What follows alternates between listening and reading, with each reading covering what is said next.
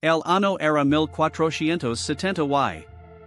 Sobre las aguas del lago de Texcoco, la neblina matutina se elevaba como el aliento de los dioses antiguos, y en las chinampas de Cuauhtlatoatzin, al norte de la Gran Tenochtitlan, nacía un niño que levaría un nombre profético, Cuauhtlatoatzin, elegido que habla. Nadie podía imaginar entonces que aquella criatura, envuelta en la humildad de una familia masiva, portaría décadas después el mensaje más poderoso que América escucharía jamás. El imperio mexica estaba en su apogeo, los sacrificios humanos tenían de rojo las pirámides, y los dioses de piedra exigían sangre sin César. En medio de ese mundo de esplendor y terror, una alma destinada a la ternura daba sus primeros gritos. La familia de Cuauhtlatoatzin pertenecía a la clase más baja de la jerarquía azteca. No eran nobles ni guerreros, no poseían tierras extensas ni gozaban del favor de los tilatones. Eran trabajadores de la tierra, manos que araban y sembraban, espaldas que se doblaban bajo el sol implacable del Valle de México. Su padre y su madre lo enseñaron desde la infancia los caminos de sus ancestros, el respeto a los dioses, la obediencia a los señores, la aceptación del sufrimiento como parte inevitable de la existencia. Cuauhtlatoatzin creció escuchando el sonido de los tambores ceremoniales, viendo el humo del copal ascender hacia el cielo, observando con ojos infantiles como la sangre de los sacrificados corría por las escalinadas de los templos. Aquel era el único mundo que conocía, y sin embargo, algo en su espíritu parecía no pertenecer del todo a esa oscuridad. Los años de su juventud transcurrieron en la quietud del trabajo campesino. Cuauhtlatoatzin aprendió a leer los ciclos de la naturaleza, a reconocer cuando sembrar y cuando cosechar, a entender el lenguaje del viento y de las nubes. Era un hombre de pocas palabras, reflexivo, inclinado más a la contemplación que a la violencia que caracterizaba a los guerreros de su pueblo. Se casó con una mujer llamada Malintzin, a quien los españoles después bautizarían como María Lucía, y juntos construyeron una vida sencilla, marcada por la pobreza material pero también por una cierta paz interior. No tenían hijos, y esa ausencia de descendencia, que en aquella cultura podría haber sido vista como una maldición, parecía en cambio preparar a Cuauhtlatoatzin para una paternidad de otro orden, una paternidad espiritual que aún no se revelaba. Entonces llegó el año 1519. El mundo de Cuauhtlatoatzin, el único mundo que había conocido durante 45 años, comenzó a desmoronarse. Hernán Cortés desembarcó en las costas de Veracruz con sus barcos de velas blancas, sus caballos que parecían criaturas mitológicas, sus armas de fuego que rugían como el trueno. Los presagios funestos que durante años habían perturbado a Moctezuma se materializaron en una invasión sangrienta. El imperio que se creía invencible cayó de rodillas. Para 1521, Tenochtitlan era un montón de ruinas humeantes, sus templos derribados, sus ídolos hechos pedazos, sus habitantes diezmados por la guerra y por enfermedades desconocidas que llegaron con los conquistadores. Cuauhtlatoatzin, como millones de indígenas, contempló el colapso total de su civilización. Los dioses de piedra que habían exigido sacrificios durante siglos no pudieron defenderse a sí mismos. El sol no se detuvo en el cielo para protegerlos. Quetzalcoatl no regresó para salvarlos. En medio de las cenizas de un mundo agonizante, algo inesperado comenzó a gestarse. Los frailes franciscanos, hombres barbados vestidos con túnicas pardas y sandalias gastadas, llegaron al Valle de México con un mensaje que contrastaba violentamente con todo lo que los mexicas habían conocido. Hablaban de un solo Dios, no de miles. Hablaban de un Dios que se había hecho hombre, no para exigir sangre, sino para derramar la suya propia. Hablaban de un Dios que amaba a los pobres, a los humildes, a los despreciados. Y lo más sorprendente, hablaban de una mujer que no era diosa pero que intercedía ante Dios, una madre lina de ternura que no pedía sacrificios sino que ofrecía consuelo. Para un pueblo acostumbrado a divinidades sedientas de muerte, aquel mensaje sonaba demasiado hermoso para ser verdad. Cuauhtlatoatzin tenía ya 52 años cuando escuchó por primera vez el nombre de Jesucristo. Su cabello comenzaba a encanecer, su cuerpo mostraba las marcas del trabajo incansable, y su corazón cargaba el peso de haber visto morir a su mundo.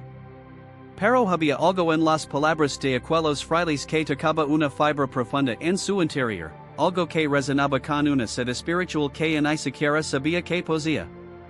Los dioses aztecas le habían enseñado a temer, el dios de los cristianos lo invitaba a amar.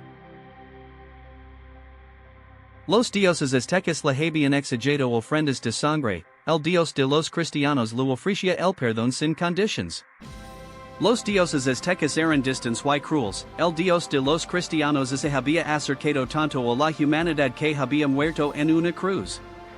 Y aquella madre de la que hablaban los frailes, aquella mujer que había dado a luz el salvador del mundo, despertaba en Cuauhtlatoatzin un angelo que no podía explicar con palabras.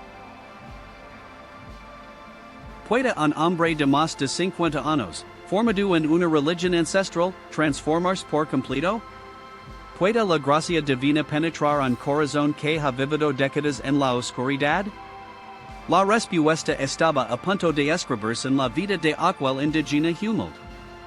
Cuauhtlatoatzin no sabía aunque su verdadero nombre, su nombre eterno, sería Juan Diego. No sabía que su encuentro con el Evangelio no era el final de su historia, sino apenas el comienzo. No sabía que Dios había estado preparándolo desde su nacimiento en 1470 y para ser el portador de un mensaje que cambiaría el rostro espiritual de un continente. En aquel momento, mientras escuchaba a los frailes hablar de Cristo con palabras que apenas comprendía del todo, Cuauhtlatoatzin era simplemente un hombre viejo, pobre, analfabeto, quebrantado por la historia.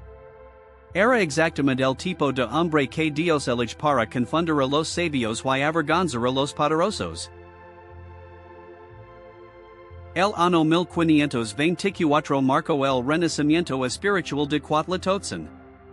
Tenía 50 años de edad, una edad avanzada para aquella época, cuando la mayoría de los hombres ya habían muerto o se acercaban al final de sus días. Pero la gracia de Dios no conoce calendarios humanos, y lo que estaba a punto de suceder en el corazón de aquel indígena demostraría que nunca es tarde para nacer de nuevo. Los frailes franciscanos, especialmente Fray Toribio de Benavente, conocido como Modelinea, habían establecido una misión en Tlatelolco, no lejos de Cuauhtlatoatzin. Aquellos hombres de hábitos pardos caminaban descalzos por los mismos caminos polvorientos que Cuauhtlatoatzin transitaba, compartían la pobreza de los indígenas, aprendían su lengua náhuatl con paciencia infinita. No venían como conquistadores sino como mensajeros de una buena nueva que sonaba imposible, Dios ama a los pobres. Cuauhtlatoatzin comenzó a asistir a las instrucciones catequéticas con una humildad que conmovía a los frailes. Mientras muchos nobles indígenas resistían el bautismo por orgullo, mientras otros lo aceptaban por conveniencia política, aquel masivo de rostro catido y manos colosas escuchaba cada palabra con una sed espiritual visible. Las parábolas de Jesús sobre el sembrador, sobre la oveja perdida, sobre el hijo pródigo, resonaban en su alma de manera inexplicable. Comprendía en un nivel profundo que aquel Dios del que hablaban los frailes no era como los dioses aztecas que había servido durante medio siglo. Este Dios había descendido, se había humillado, había lavado los pies de sus discípulos. Este Dios no pedía sangre humana sino que ofrecía su propia sangre como rescate. Y aquella madre, aquella Virgen María de la que tanto hablaban los franciscanos, era el rostro tierno del cielo, la que intercedía sin cesar por los pecadores. En algún momento de aquel preciso de catequesis, algo se rompió dentro de Cuauhtlatoatzin. Fue como así las cadenas invisibles que lo ataban un pasado de temor y oscuridad se desintegraron. Los ídolos de piedra que había venerado perdieron todo su poder sobre él. Las ceremonias sangrientas que había presenciado le causaban ahora un rechazo visceral. Reconoce que durante 50 años había estado ciego, que había vivido en tinieblas sin saberlo. Pero no era un reconocimiento lleno de desesperación, sino de esperanza, porque ahora veía la luz. Los frailes lo explicaron que el bautismo era morir al hombre viejo y resucitar como criatura nueva, y Cuauhtlatoatzin deceba esa muerte y esa resurrección con todo su ser. Su esposa Melinson compartía ese mismo anhelo, y juntos se prepararon para recibir el sacramento que los haría hijos de Dios. El día del bautismo, Cuauhtlatoatzin fue sumergido en las aguas bautismales y emergió con un nombre nuevo, Juan Diego. No era simplemente un cambio de nombre, era una transformación ontológica. El águila que habla se había convertido en el amado de Dios. Melinson recibió el nombre de María Lucia, y juntos, aquel matrimonio de indígenas humildes, comenzaron una vida radicalmente diferente. Asistían a misa cada vez que podían, recorriendo largas distancias a pie desde Cuauhtlán hasta Tlatelolco. Juan Diego aprendió las oraciones básicas en español y en latín, repitiendo con devoción palabras que apenas comprendía pero que sentía cargadas de poder divino. El Ave María se convirtió en su oración predilecta, y repetía aquel saludo angélico con una tenura que conmovía a quienes lo escuchaban. Algo en su espíritu y presencia que aquella mujer bendita tendría un papel especial en su destino. Pero la alegría de la conversión pronto se vio atravesada por el dolor más profundo que un ser humano puede experimentar. En el año 1529, apenas 5 años después de su bautismo, María Lucia enfermó gravemente. Las fibras la consumían, su cuerpo se debilitaba día tras día, y ningún remedio conocido podía detener el avance de la enfermedad. Juan Diego la cuidó con una devoción absoluta, sin quejarse nunca, sin maldecir a Dios por aquella prueba. Pasaba las noches en vela junto a su esposa, rezando el rosario con sus dedos calosos, pidiendo a la Virgen María que intercediera. Cuando María Lucia murió, Juan Diego no gritó en ese descaro las vestiduras como era costumbre entre su pueblo. Lloró en silencio, con un dolor que era real pero que no anulaba su fe. Sabía que ella había partido hacia la casa del Padre, que el sufrimiento de esta tierra había terminado para ella. La muerte de María Lucia dejó a Juan Diego completamente solo en el mundo. No tenían hijos, sus padres habían muerto años atrás, y su tío Juan Bernardino era muy anciano. Viudo, pobre, sin descendencia, sin posiciones materiales de valor, Juan Diego podría haberse hundido en la desesperación. Pero en lugar de eso, se aferró con más fuerza a la única riqueza que poseía, su fe. Aumentó sus peregrinaciones a la iglesia de Tlatelolco, caminando cada sábado y domingo antes del amanecer las 3 leguas que separaban Cuauhtlán del templo. Aquellas caminadas en la oscuridad, con el frío de la madrugada mordiendo su piel, se convirtieron en su forma de oración corporal. Cada paso era una ofrenda, cada amanecer que contemplaba en el camino era un recordatorio de que Dios hace nuevas todas las cosas. Juan Diego no sabía que estaba siendo preparado, que aquellas madrugadas de caminata solitaria eran un entrenamiento para el encuentro más importante de su vida. Entre 1529 y 1531, Juan Diego vivió en un estado que podríamos llamar de espera expectante. No esperaba nada concreto, no tenía planes grandiosos ni ambiciones terrenales. Simplemente vivía su fe con la sencillez de un niño y la profundidad de un místico. Trabajaba la tierra durante la semana, asistía a misa los fines de semana, rezaba el rosario cada día, ayunaba cuando podía. Su vida era de una pobreza franciscana absoluta, pero su rostro irradiaba una paz que muchos ricos no conocen.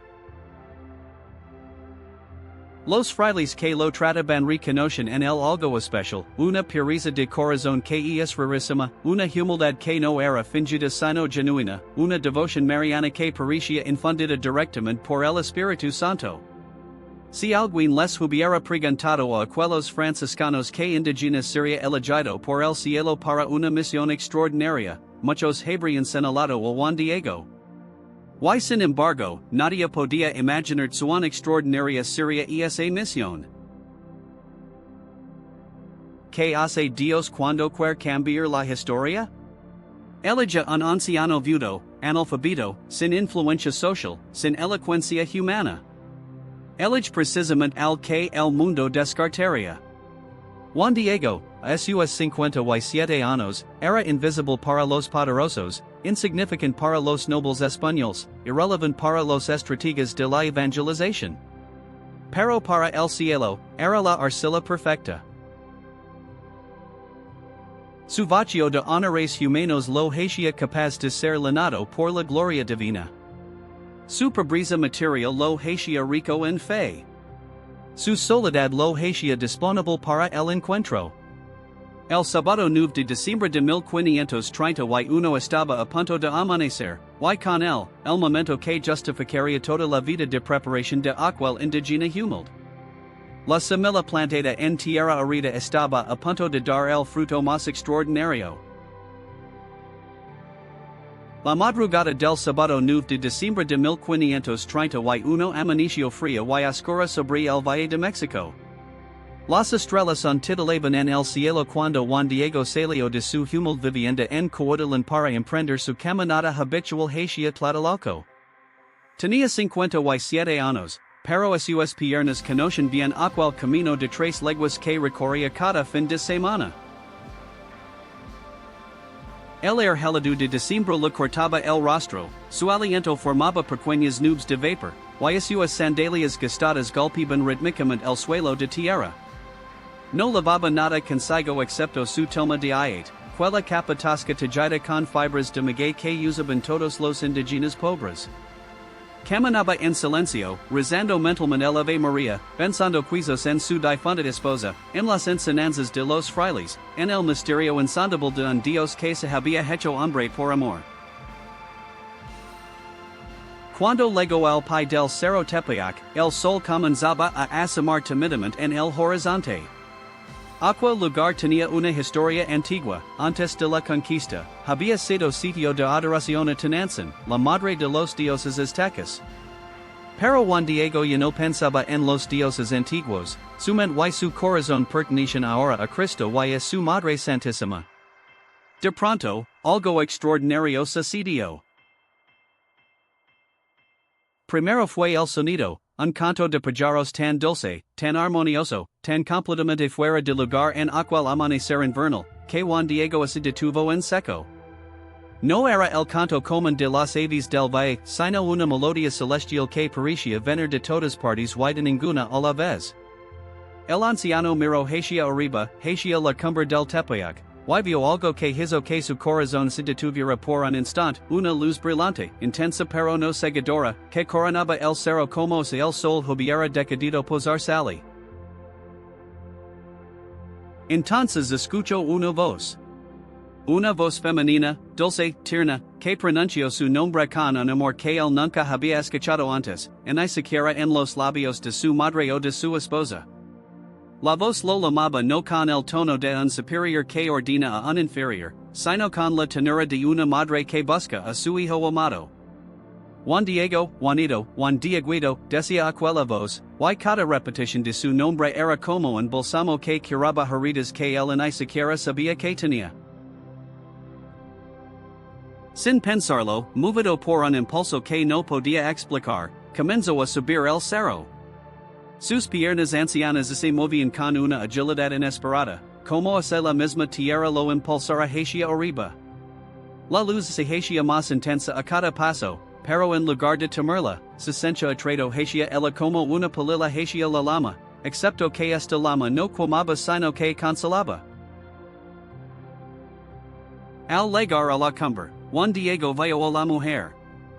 Años después, Cuando los frailes le pidieron que describiera lo que había visto, sus palabras serían torpes y insuficientes, porque como pueda un lenguaje humano capturar lo que pertenece al cielo?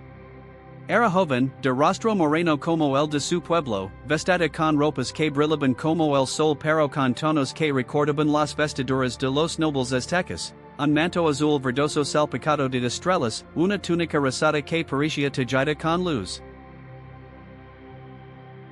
Estaba de pie sobre la luna, y detrás de ella el sol formaba un resplandor que la enmarcaba sin opacarla.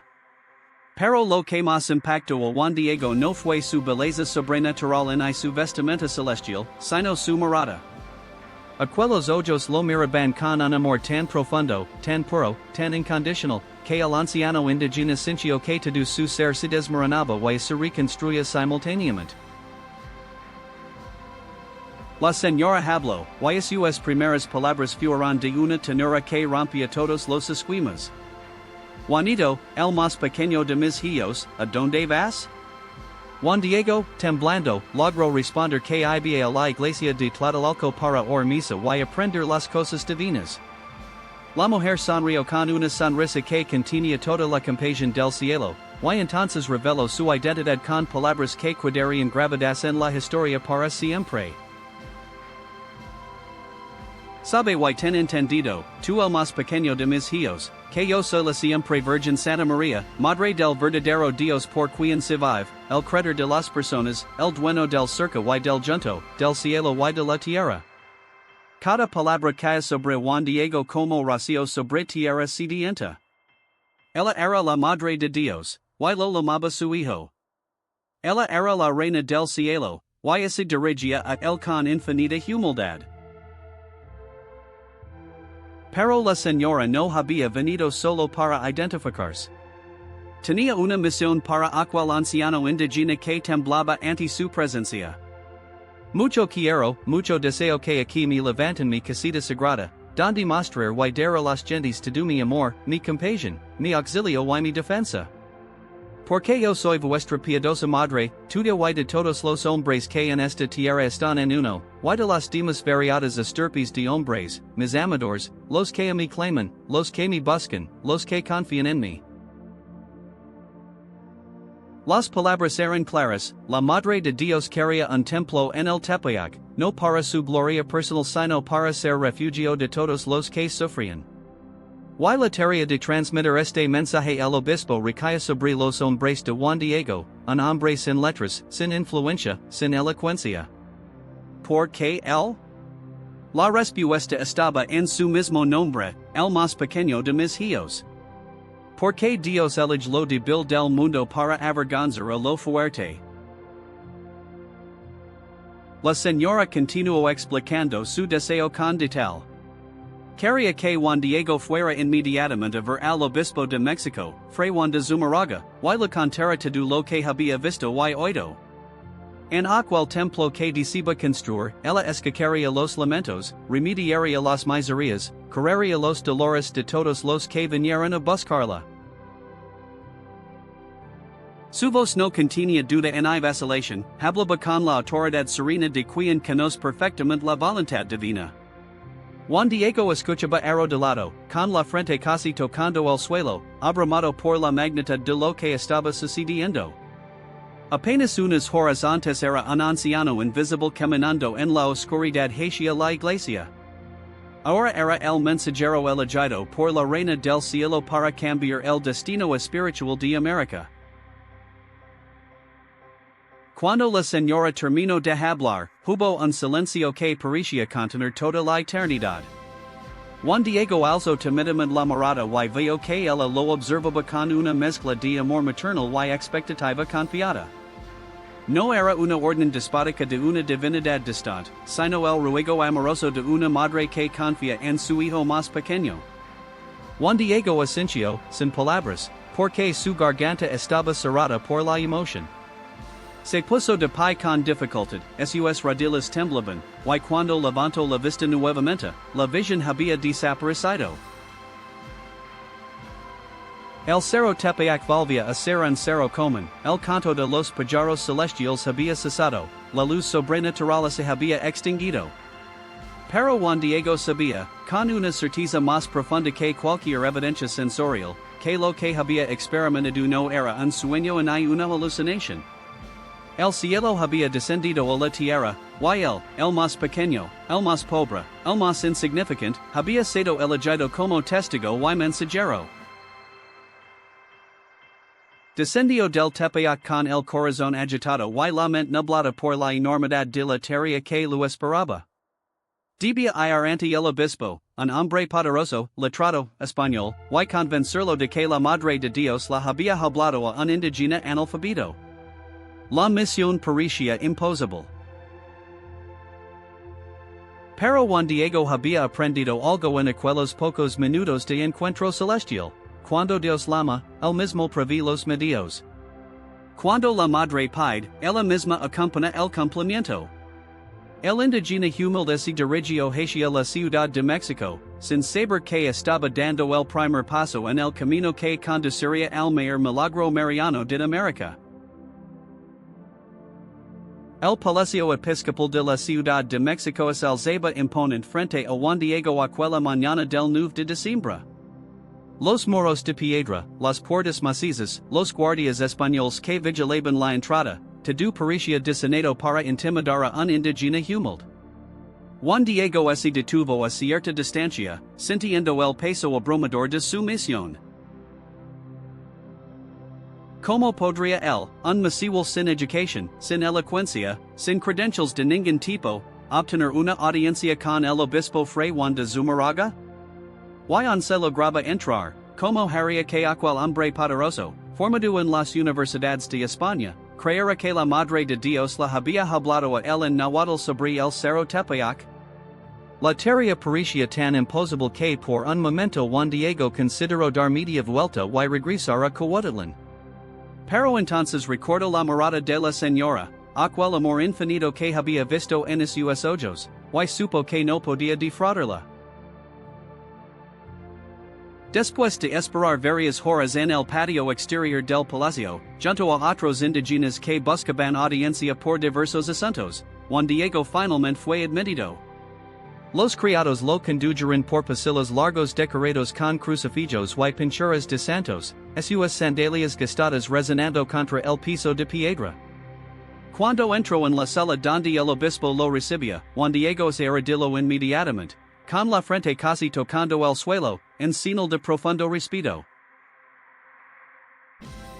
Fray Juan de Zumarraga era un franciscano de aspecto severo pero no cruel, un hombre que había dedicado su vida a la evangelización de la Nueva España y que cargaba sobre sus hombres la inmensa responsabilidad de establecer la iglesia en tierras recién conquistadas. Miró al anciano indígena con una mezcla de curiosidad y cansancio, preguntándose qué asunto lo traería ante él. Juan Diego comenzó a hablar en náhuatl, sus palabras traducidas por un intérprete que estaba presente. Su voz temblaba al principio, no por miedo sino por la emoción de lo que estaba relatando. Describió cómo había subido al Tepeyac esa mañana, cómo había escuchado el canto celestial, cómo había visto a la señora vestida de sol y coronada de estrellas. Repitió textualmente las palabras que él lo había dicho, su deseo de que se le construyera un templo en aquel lugar, su promesa de ser madre y protectora de todos los que la invocaran. Mientras hablaba, Juan Diego notaba la expresión del obispo, al principio de interés cortés, luego de escepticismo creciente, finalmente de clara duda. Cuando terminó su relato, hubo un silencio incómodo que pareció durar una eternidad. El obispo se frotó la barba pensativamente, sus ojos cansados evaluando al hombre que tenía frente a él. Fray Juan de Zumarraga no era un hombre cruel ni despectivo, pero tampoco era ingenuo. Durante sus años en la Nueva España había visto todo tipo de superstitions, había lidiado con charlatans que pretendían tener visions para obtener beneficios materiales, había escuchado relatos confusos de indígenas que mezclaban la nueva fe cristiana con sus antiguas creencias paganas. Además, el Tepeyac había sido lugar de adoración a Tenantzin, y existía el peligro real de que los indígenas estuvieran simplemente trasladando su idolatría antigua a nuevas formas. Como podía estar seguro de que este anciano no estaba confundido o peor aún, siendo instrumento del engaño? El obispo habló con voz firme pero no hostil. Dijo a Juan Diego que necesitaba tiempo para reflexionar sobre lo que había escuchado, que volviera otro día, que trajera alguna señal o prueba de la veracidad de su relato. No era un rechazo total, pero tampoco era una aceptación. Juan Diego salió del palacio episcopal con el corazón apesadumbrado. Había fallado en su misión. La señora le había confiado un mensaje y él no había sido capaz de convencer al obispo. Su propia insignificancia, su falta de educación, su torpeza de palabras, todo había conspirado contra él. Mientras caminaba de regreso hacia el Tepeyac, una batalla feroz se celebraba en su interior. Por un lado, estaba la certeza absoluta de lo que había visto y oído esa mañana. Por otro lado, estaba la humilde realidad de que nadie le creía, de que él era demasiado pequeño para ser mensajero de cosas tan grandes. Las palabras del obispo resonaban en su mente: trae una señal, trae una prueba. Pero ¿qué prueba podía traer un hombre como él? ¿Acaso el cielo consultaba con los pobres sobre cómo demostrar su autenticidad? Al llegar nuevamente al Tepeyac, ya caía la tarde. Juan Diego subió otra vez el cerro, sus piernas ahora pasadas por el cansancio y la decepción. Y allí, en el mismo lugar donde la había visto por la mañana, la señora estaba esperándolo. Su rostro mostraba una serenidad perfecta, como si supiera exactamente lo que había sucedido y no estuviera en absoluto preocupada. Juan Diego se arrojó a sus pies y comenzó a suplicar con voz quebrada. Lu dijo que él no era la persona adecuada para esta misión, que era demasiado insignificante, que el obispo necesitaba a alguien de mayor importancia, a algún noble español o a algún indígena de alto rango. Lo rogó que enviara a otro, a alguien que fuera credo, a alguien cuyas palabras tuvieran peso.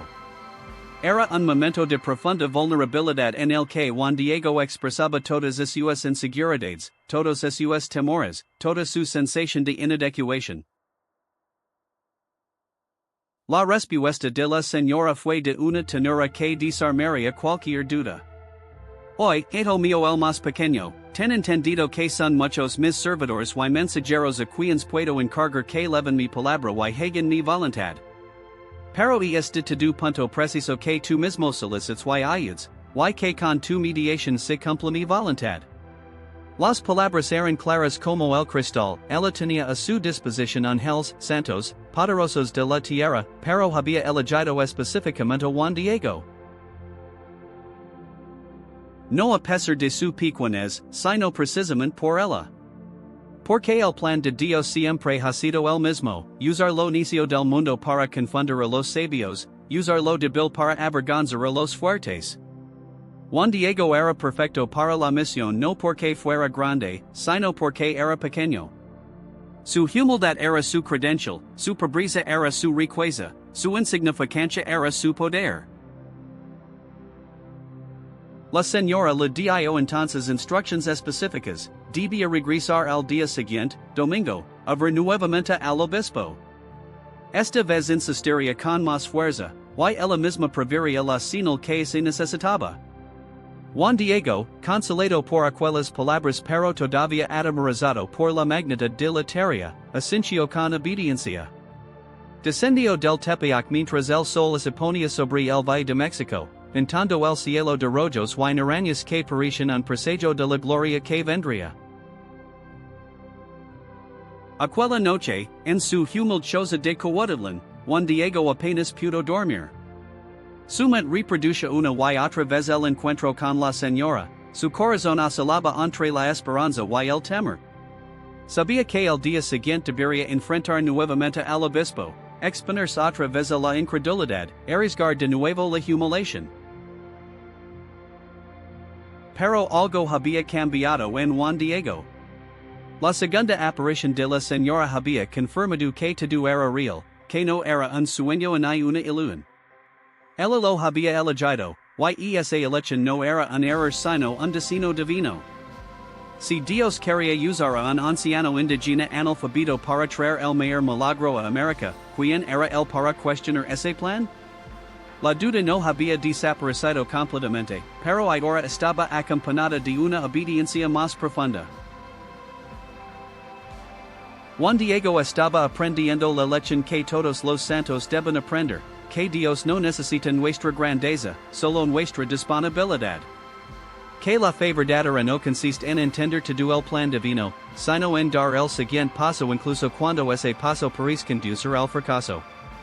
El domingo lo esperaba con nuevos desafíos, pero también con la promesa de que la señora misma caminaría con él, invisible pero real, sosteniendo cada paso que diera hacia el cumplimiento de su voluntad. El domingo 10 de diciembre amaneció con Juan Diego de nuevo ante el obispo Zumarraga. Esta vez el anciano indígena habló con mayor insistencia, repitiendo el mensaje de la señora con una convicción que sorprendió al prelado franciscano. Pero la respuesta fue esencialmente la misma. El obispo necesitaba una señal clara, una prueba irrefutable de que aquella aparición era genuina y no producto de la imaginación o de alguna confusión espiritual. Cuando Juan Diego preguntó qué tipo de señal deseaba, el obispo respondió que la señora misma sabría qué dar. El anciano salió nuevamente del palacio episcopal con el corazón dividido entre la obediencia a la señora y la frustración de no poder cumplir su misión. Al regresar al Tepeyac, la Madre de Dios lo consoló una vez más y le prometió que el día siguiente, lunes, le daría la señal que el obispo pedía. Juan Diego debía volver temprano por la mañana. Pero el lunes 11 de diciembre no transcurrió como estaba planeado. Durante la noche, el tío de Juan Diego, Juan Bernardino, enfermó gravemente. Era un hombre muy anciano, y la fiebre que lo consumía parecía mortal. Juan Diego pasó todo el día y toda la noche cuidándolo, aplicando los remedios que conocía, rezando con desesperación. Para la madrugada del martes 12 de diciembre, era evidente que Juan Bernardino estaba muriendo. El anciano, con la lucidez que a veces precede la muerte, pidió a su sobrino que fuera urgentemente a Tlatelolco a buscar un sacerdote que lo administrara los últimos sacramentos. Juan Diego, descarado entre su promesa a la señora y su deber familiar, decidió que la vida de su tío era prioritaria. Salió de Cuauhtlatoatzin antes del amanecer, caminando apresurado hacia Tlatelolco, pero eligió un camino diferente para evitar el Tepeyac. Se sentía avergonzado de faltar a su cita con la señora, pero razonaba que ella entendería que debía atender a su tío moribundo. Pero la Madre de Dios conoce todos los caminos y todos los corazones. Cuando Juan Diego bordeaba el Tepeyac por el lado este, intentando pasar desapercibido, la señora salió a su encuentro. Apareció delante de él en el camino, bloqueando gentilmente su paso, su rostro irradiando la misma ternura de siempre pero ahora con una sonrisa que parecía contener todo el entendimiento del mundo. Juan Diego, sorprendido y abrumado por la vergüenza, cayó de rodillas y comenzó a explicarse con palabras atrapaladas. Lo dijo sobre la enfermedad mortal de su tío, sobre la urgencia de conseguir un sacerdote, sobre cómo no había podido acudir a la cita del día anterior. Sus palabras brotaban mezcladas con lágrimas de frustración y dolor. Sentía que había fallado completamente, que había decepcionado a la señora en el momento crucial. Pero lo que escuchó a continuación cambiaría no solo su vida sino la historia de América entera. La voz de la señora sonó con una dulzura que parecía capaz de curar todas las heridas del alma. Hoy ten entendido, hijo mío el más pequeño, que nada te asusta ni te aflige. No se turbe tu corazón. No temas esa enfermedad ni ninguna otra enfermedad ni cosa punzante y aflictiva. No estoy aquí, que soy tu madre? No estás bajo mi sombra y resguardo? ¿No soy yo la fuente de tu alegría? ¿No estás en el hueco de mi manto, en el cruz de mis brazos? ¿Tienes necesidad de alguna otra cosa? Cada pregunta era como un martillo que demolía las murallas de miedo y ansiedad que Juan Diego había construido. La señora no lo regañaba por haberse ausentado, no lo reprochaba su aparente falta de fe. En cambio, le recordaba la verdad más fundamental: él estaba bajo su protección maternal, y nada malo podría tocarlo mientras ella lo cobijara. Luego añadió palabras que cuidaron tu peso del corazón del anciano: no te apenit inquiet ninguna cosa, no temas la enfermedad de tu tío, que no morirá ahora de ella. Estate seguro de que es sano. Con esas palabras, toda la urgencia que había impulsado a Juan Diego desapareció. Su tío estaba sano, la señora lo había declarado, y él sabía con certeza absoluta que así era. No necesitaba correr a verificarlo, no necesitaba traer al sacerdote. La fe se había elevado por encima de la evidencia sensorial. Entonces la señora le dio la instrucción que celería el milagro: debía subir a la cumbre del Tepeyac y recoger las flores que encontraría allí. Juan Diego obedeció sin cuestionar, aunque sabía perfectamente que era diciembre, que el suelo del Tepeyac era pedregoso y arido, que era completamente imposible que hubiera flores floreciendo allí. Pero la obediencia de la fe no se detiene a calcular imposibilidades. Subió el cerro con el corazón palpitante, y cuando llegó a la cima, lo que vio lo dejó sin aliento. Rosas de Castilla, hermosas, frescas, cubiertas de rocío, florecen en abundancia sobre la tierra helada y esteral. No eran flores silvestres comunes sino rosas españolas, las mismas que el obispo Zumarraga recordaba de su tierra natal y que eran completamente desconocidas en aquellas tierras americanas. Juan Diego comenzó a cortar las rosas con manos temblorosas, maravillado por su belleza y su fragancia imposible. Cuando tuvo los brazos linos, descendió hacia donde la señora lo esperaba. Ella misma tomó las rosas de sus manos y las acomodó cuidadosamente en su tilma, doblando la tosca capa de ayate para formar una especie de bolsa que contuviera las flores. Mientras lo hacía, le dio las instrucciones finales: debía llevar esas rosas al obispo, no permitir que nadie más las viera en el camino, y solo abrir su tilma ante el prelado. Estas flores eran la señal que se había pedido, la prueba irrefutable de que todo era verdadero. Juan Diego asintió, sujetando cuidadosamente su tilma llena de rosas contra su pecho, y emprendió el camino hacia la ciudad de México. Sentía el peso de las flores, su fragancia penetraba a través de la tela, y sabía que cargaba algo infinitamente más valioso que oro o piedras preciosas. El camino hasta el palacio episcopal pareció más corto que nunca. Juan Diego caminaba como en trance, consciente de que algo monumental estaba a punto de suceder, pero sin poder imaginar exactamente qué.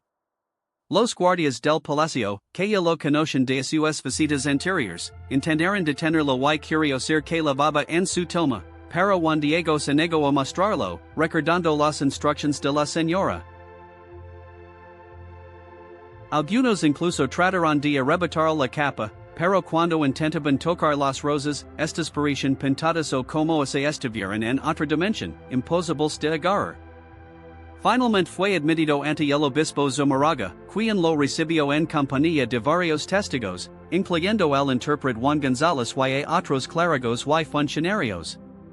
La sala estaba llena, todos curiosos por ver qué traía esta vez el persistente anciano indígena.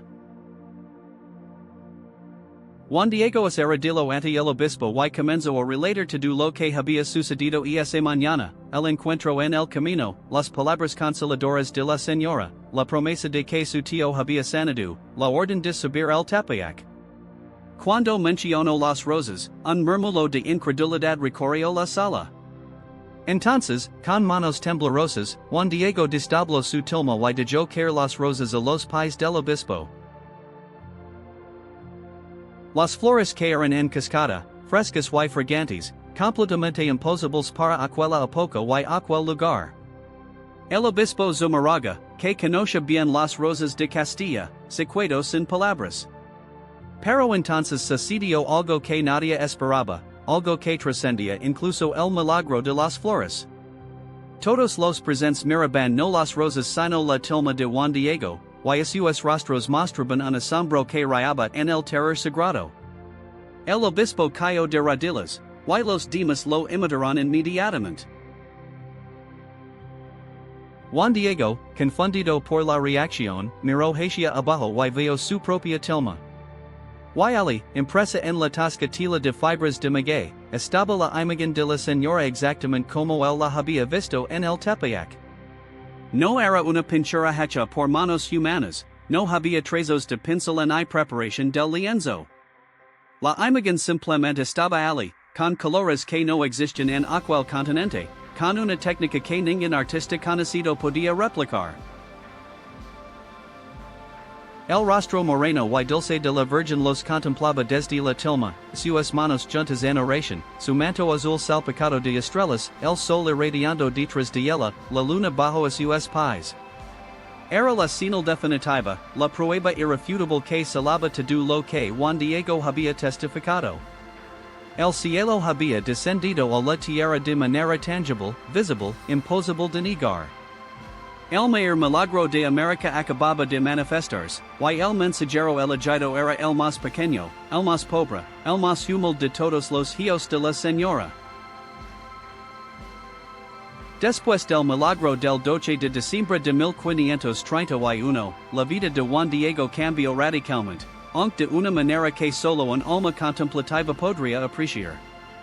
El obispo Zumarraga, completamente convencido de la autenticidad de las apariciones, tomó la sagrada tilma con reverencia infinita y la colocó primero en su capilla privada, donde permaneció custodiada mientras se construía la ermita que la señora había pedido. Juan Diego, por su parte, se vio transformado de mensajero ignorado a testigo venerado. Miles de indígenas comenzaron a acudir para escuchar de sus propios labios el relato de las apariciones, para tocar las manos que habían sostenido las rosas milagrosas, para contemplar al hombre que había visto cara a la Madre de Dios. Pero toda esa atención podría haber corrompido a un alma menos pura. Juan Diego, sin embargo, permaneció exactamente igual, humilde, sencillo, completamente centrado no en sí mismo sino en el mensaje que había portado.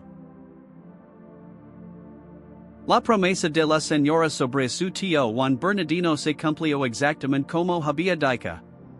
Cuando Juan Diego regresó finalmente a Cuauhtlatoatzin después del prodigio en el palacio episcopal, encontró a su tío completamente sano, sentado tranquilamente y con el rostro iluminado. El anciano relató que en el momento exacto en que su sobrino estaba ante el obispo, la misma señora se le había aparecido a él, lo había curado instantáneamente de su enfermedad mortal, y le había revelado el nombre con el que decía ser conocida, la siempre Virgen Santa María de Guadalupe. Aquel nombre, que sonaría extraño a oídos españoles y que algunos interpretarían de diversas maneras, quedó grabado para siempre como la advocación mariana más poderosa de América. Juan Bernardino vivió en varios años más, testigo él también del poder de aquella Madre Celestial que había descendido a la tierra para mostrar su amor a los humildes. En los meses siguientes, una pequeña ermita fue construida apresuradamente en el Tepeyac para albergar la imagen sagrada. Era una estructura modesta, hecha de adobe y madera, pero para los indígenas que la visitaban en procesiones interminables, era más gloriosa que todos los templos de Tenochtitlan.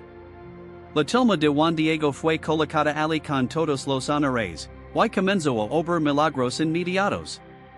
Enfermos sanaban al contemplarla, pecadores se convertían ante su presencia, indígenas que habían resistido el bautismo por años se presentaban por miles pidiendo ser hechos cristianos.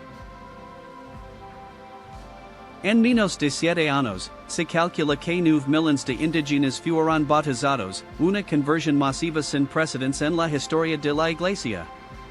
La Virgen de Guadalupe había logrado lo que décadas de predicación no habían podido, tocar el corazón de un pueblo conquistado y mostrarles que el Dios de los españoles era también su Dios, que la fe cristiana no era solo para los vencedores sino especialmente para los vencidos. Juan Diego pidió al obispo Zumarraga un solo favor, permiso para vivir el resto de sus días junto a la ermita, como guardián de la imagen y servidor de los peregrinos. El obispo aceptó, comprendiendo que aquel hombre necesitaba estar cerca de la madre que lo había elegido. Así comenzó la última etapa de la vida de Juan Diego, 16 años de existencia contemplativa que fueron el fruto maduro de todo lo que había vivido.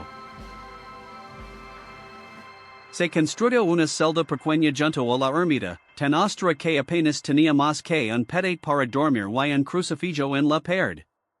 Ali vivió Juan Diego, despertando antes del alba para abrir las puertas del santuario, pasando horas en oración silenciosa ante la imagen impresa en su propia tilma, atendiendo con paciencia infinita a los peregrinos que llegaban con sus penas y esperanzas. Su vida se convirtió en una liturgia continua, cada acto un sacramento de presencia y servicio. Los que lo conocieron durante aquellos años finales describían a Juan Diego como un hombre transformado por la luz interior. Su rostro, catido por el sol y marcado por la edad, irradiaba una paz que no era de este mundo. Hablaba poco, y cuando lo hacía, sus palabras eran siempre sobre la señora, nunca sobre sí mismo. Cantaba una y otra vez la historia de las apariciones, pero lo hacía con la misma emoción renovada cada vez, como se acabara de suceder.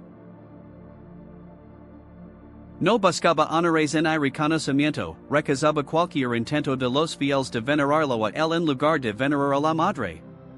Cuando alguien intentaba besar las manos o tratarlo con excesiva reverencia, Juan Diego se apartaba con gentileza y señalaba hacia la imagen, recordándoles que él era solo el instrumento, ella era la protagonista.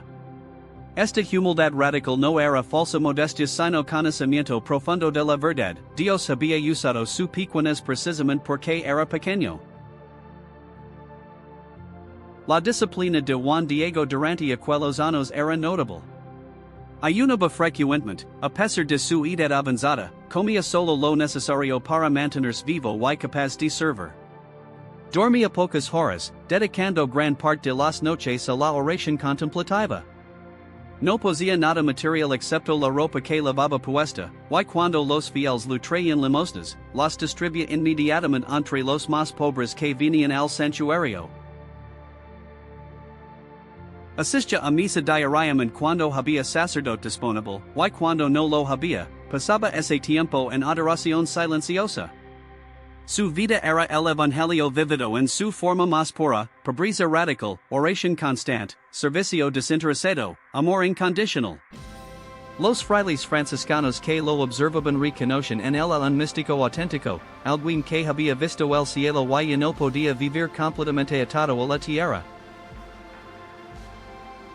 Pero Juan Diego no era un místico escapista que huía del mundo. Al contrario, su vida contemplativa lo hacía extraordinariamente presente a las necesidades de los demás. Escuchaba con paciencia infinita los problemas de los peregrinos, consolaba a las viudas, bendecía a los niños, enseñaba las oraciones básicas a los recién convertidos. Tenía una capacidad especial para ver a Cristo en cada persona que se acercaba al santuario, especialmente en los más pobres y despreciados. No hacía distinción entre indígenas y españoles, entre nobles y esclavos, entre sanos y enfermos. Para él, todos eran hijos de la Señora, todos merecían el mismo amor, todos necesitaban el mismo consuelo. Esta universalidad del amor era el reflejo directo del mensaje que la Virgen de Guadalupe había traído. Ella era madre de todos, sin excepción, sin condiciones. Los años pasaron, y Juan Diego envejeció con la gracia serena de quien ha cumplido su misión. Su cuerpo se debilitaba, sus pasos se volvían más lentos, su vista se nublaba, pero su espíritu permanecía vibrante y alerta. En el año 1548, con 70 años de edad, Juan Diego sintió que su tiempo en la tierra llegaba a su fin. No tuvo miedo a la muerte, porque para él era simplemente el paso hacia la presencia definitiva de aquella señora que había sido el amor de su vida. Los últimos días los pasó en su celda, rodeado de frailes y de algunos indígenas devotos que no querían separarse de él. Recibió los últimos sacramentos con una lucidez y una alegría que edificaron a todos los presentes. Sus últimas palabras fueron susurradas en náhuatl, una oración a la Virgen de Guadalupe, pidiendo que siguiera siendo madre de su pueblo. Juan Diego murió el 9 de diciembre de 1548, exactamente 17 años después de la primera aparición. Su muerte fue tan serena que los presentes no estaban seguros del momento exacto en que su alma partió. Fue enterrado en la misma ermita del Tepeyac, cerca de la imagen que había portado en su tilma. Inmediatamente comenzó a ser venerado como santo por el pueblo, aunque su canonización oficial no llegaría hasta el año 2002, cuando el Papa Juan Pablo II lo declararía santo ante miles de fieles. Pero para los que lo conocieron, para los que escucharon de sus labios el relato de las apariciones, para los que presenciaron su vida de santidad radical, Juan Diego siempre había sido santo. Su tumba se convirtió en lugar de peregrinación, y comenzaron a atravesar milagros de intercesión. ¿Qué nos dice hoy la vida de Juan Diego? En una época que valora el poder, la influencia, la visibilidad en redes sociales, la acumulación de logros, su testimonio es un antídoto perfecto. Juan Diego nos recuerda que Dios no necesita nuestras credenciales humanas, solo nuestra disponibilidad. Nos enseña que la verdadera grandeza no consiste en ser admirado por muchos sino en ser fiel en lo pequeño. Nos muestra que el sufrimiento y la pérdida no son obstáculos para la santidad sino a menudo el camino hacia ella. Su humildad no era debilidad sino la fortaleza más profunda, porque estaba fundada no en su propia valía sino en el amor de Dios. 5 siglos después de su muerte, mientras la imagen de la Virgen de Guadalupe sigue inexplicablemente preservada en su tilma de Ayat, mientras miles continúan peregrinando al Tepeyac, mientras su historia sigue convirtiendo corazones, Juan Diego nos interpela con su ejemplo silencioso pero elocuente. Él fue el más pequeño que portó el mensaje más grande.